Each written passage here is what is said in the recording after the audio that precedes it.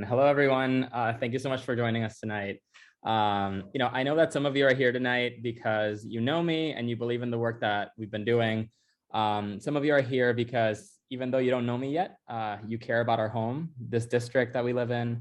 And some of you don't even live here, but you're here because you believe in the power of building coalitions to improve our lives. But above all, each and every one of you is here because you believe that we deserve better, that we can do better, and that we can make it happen. And so I want to talk to you about what we can do for Chelsea, for Everett, and for Massachusetts. But before that, I want to share with you how I got to be here today with you. The story of my family is a story of hard work mixed with a little bit of luck. Like many Puerto Ricans, it involves multiple flights to the island, from the island. My mother, Maribel, comes from a family of educators. Her father was a fisherman who was drafted to fight in Korea, and he then became a public school teacher. Sorry. Something was weird on my computer. There we go. Her mom was a florist, and she taught my mom how to make beautiful pieces of art with flowers, sometimes without flowers.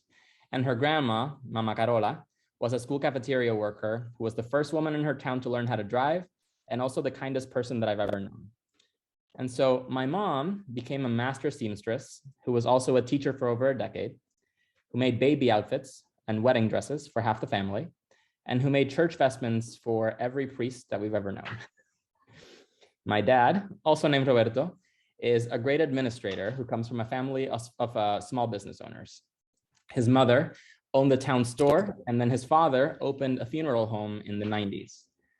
Right after he graduated from college, my parents got married. My mom had started college, but had dropped out, but she wanted to finish her degree. And that's actually what brought them to Boston for the first time. She went to school at Mass Art while he worked in a candy factory in Cambridge. And before you knew it, I was born during her last semester of college. She graduated, and then at that point, they decided that they wanted me to grow up around family because we didn't have any family here. So they took me back to the island, to the city of Manatí, which is where I grew up. Later on, my dad's father passed away, Abuelo Roberto, and so my dad became the funeral director at Cristo Rey Funeral Home, which is still the family business to this day. And over the years, my dad also learned the importance of being there for people, especially when they're saying a final goodbye to their loved ones. And so that's the family that me and my sister Laura grew up with, give or take 9 or 10 cousins. Unfortunately, my mom's creativity and sense for art somehow just didn't make it to me at all. But what my parents did instill in me was a really, really strong work ethic and a love and care for other people that became the driving force for everything that I do.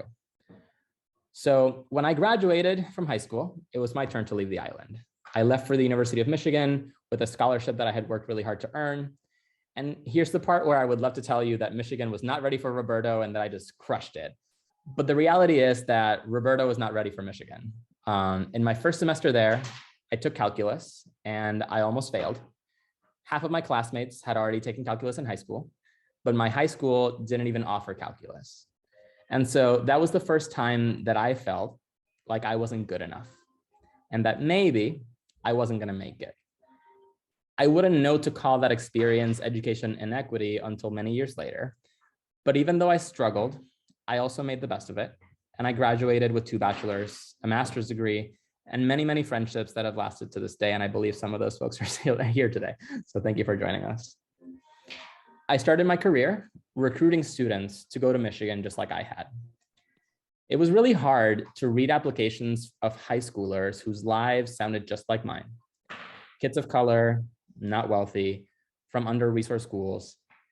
And then to have to reject almost all of them because the system said that they weren't good enough. I kept thinking, they worked hard. They did everything right. What makes them any different from me? And so that's when it hit me. I thought that I had earned my place because of hard work. But the reality is it took quite a bit of luck as well.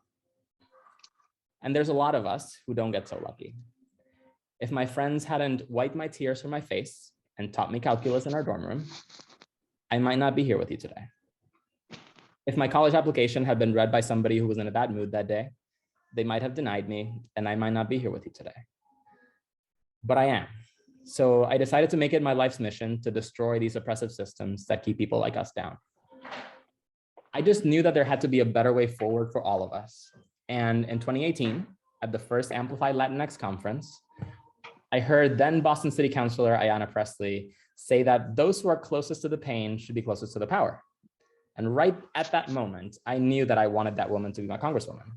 So I met Marisol, and I knocked door after door, and now it's Congresswoman Ayanna Pressley. During that campaign, I saw the power of grassroots organizing, so I decided to become a full-time organizer. I left my career in college admissions, and I joined the Boston Teachers Union so that I could not only be there for people, but to build with them a movement for working families and to secure for our children a brighter future.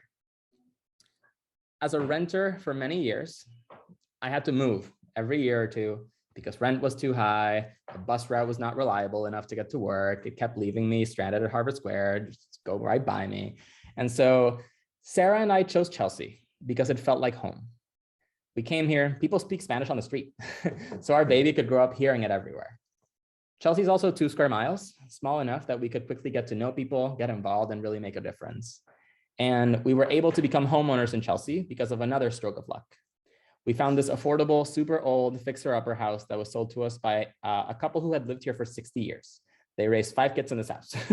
Don't get excited, Mom. So at that point, Chelsea officially became home, and I wasted no time getting involved. I ran for school committee that same year, and my new city became the city that I knew like the back of my hand.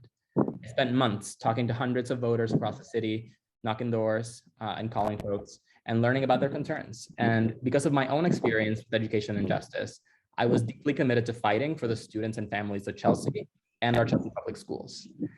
In the last year and a half, 18 months, as of 5 days ago, that fight became a lot more personal when I became a dad to baby Roby in July of 2020. My organizing and my legislating have always been about lifting our people so that we can make our lives better. During the pandemic, I fought for us to have the flexibility and the resources that we need for our kids to keep learning, whether that's remote or in person. Before the pandemic, our children's schools were underfunded, so I had fought for the millions of new dollars that Chelsea's getting over the next 6 years through the Student Opportunity Act. However, the first year that we were supposed to get any money, the governor and our legislative leaders were dragging their feet, ignoring that funding that they had promised our students. So I wrote a letter calling them out on that and asking them to please fund our schools because they had promised to do so. And now in this pandemic, we needed that money even more. But then I took a next step. I partnered with our colleagues in Everett, in Revere, in Brockton, in Worcester, and in every major immigrant community in our state. We got over 125 leaders across 26 cities to sign on, and we got legislators to finally catch up on those funds that they had promised our students. And really, this just shows that over the past few years, I've really learned that Chelsea can't fight this fight alone. We can't do it alone. We are louder and we are stronger when we are together. And so that's how I've approached being a school committee member, and it's what I'm going to do as your next state rep. This new seat is a huge opportunity for us. For decades, Chelsea has been split into 2 districts. And so this is the first time that we will be together, all of us, with the same state rep.